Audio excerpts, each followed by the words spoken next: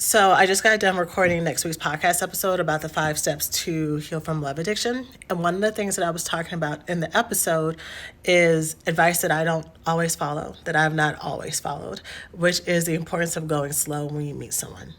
So when you're first meeting someone and you're vibing and you're connecting, it's so easy to fall. And then especially if you struggle with love addiction, which is that habit of mistaking that intensity and connection with someone, and the vibes, mistaking that intensity for love, that this must be the one and this is it. For love addicts, we fall into that trap quicker. It's a lot easier to get caught up in the fantasy of who we want someone to be or what the relationship could be. And so that's why it's even more important for us to go slow. But underneath love addiction and underneath that need to overattach so quickly is this scarcity mindset and this thought that, like, I have to have it now and do this now. And what's the harm? Like, this is it. When really there's wisdom in taking time to get to know someone. So I'm going to share some advice with you that is totally up to you to take or leave. You know what works best for you. You know your life better than I do. But something that has always stood out to me is I got my master's in marriage and family therapy, and being a couples family therapist. And one thing that I picked up from one of my professors that never left was the importance of seeing someone in every season. So literally spring, summer, fall, winter, with the idea that gives you enough time to work through the 6 to 9 month period that our hormones are super active, and it's the honeymoon period.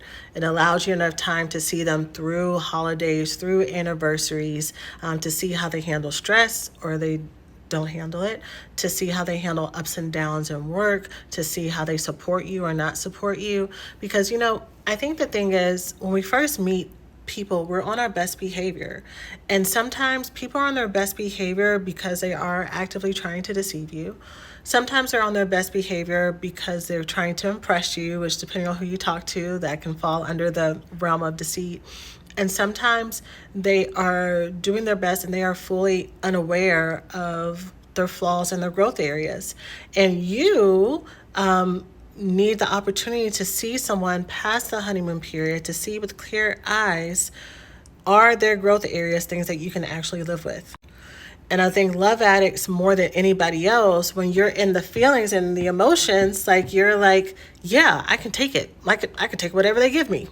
I mean, so much of our existence has been over accommodating how we feel and what we need to keep people there, right?